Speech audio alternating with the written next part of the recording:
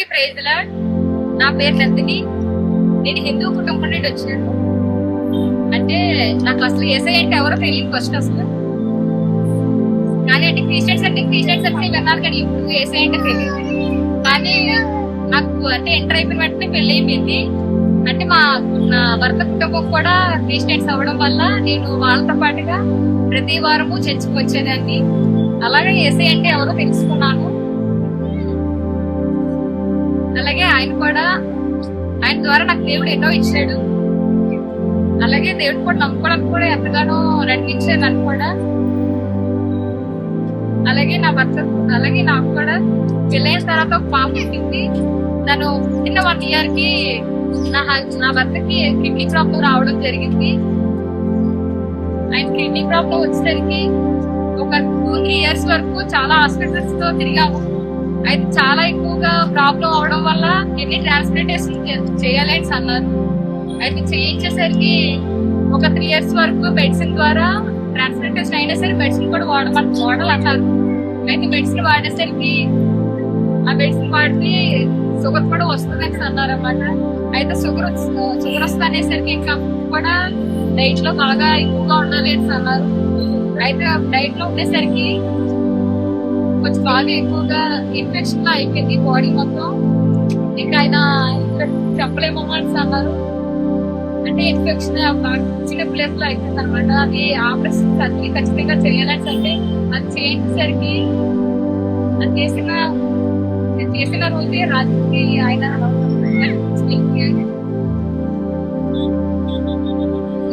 ఒంటరిగా అనిపించింది చాలా. కానీ ఎంతమంది ఉన్నా ఆయన పేరు కన్నా పక్కన వస్తే ఆయన అని అనిపించింది.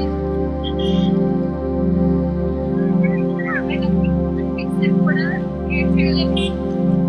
కానీ దేవుడు తన దగ్గర ఉండాలని అనుకున్నారేమో. కానీ పూట వెళ్ళా సరే ఇంకా ఎక్కువ భరించలేమో అంటారు. అందుకే దేవుడు తన దగ్గర తీసుకొని వెళ్ళడం జరిగింది. అప్పుడు ఇప్పుడు చాలా ఒంటరిగా అయిపోయింది. అయితే ఆ సమయంలో కూడా దేవుడు నాకు చూస్తున్నాడు.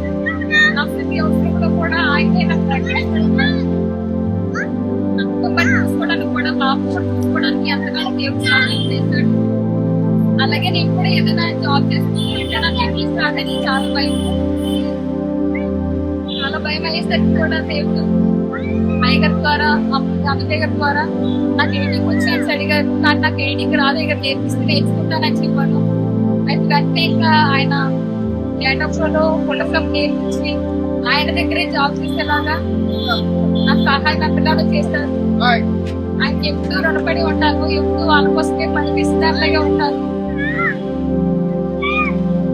అలాగే నాకు ఏం తెలిసిందంటే నా ఒంటరిగా ఉండడానికి దేవుడు మన వెనక్కి ఉంటున్నట్టు ఇస్తాడండి.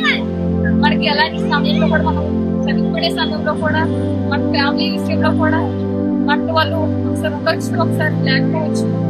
అలాంటప్పుడు ఒంటరిగా అయిపోయినేమో అని ఫీల్ అవుతున్నామేమో. అలాంటప్పుడు కూడా దేవుడు మన ఇంటిని నడిపిస్తాడు, గంటలు కూడా నడిపిస్తాడు. అంతే బట్టి దేవుడికి వందనాలు తెలియకుంటున్నాను. ఈ చిన్న సాక్షి దేవుడికి ఇచ్చింది.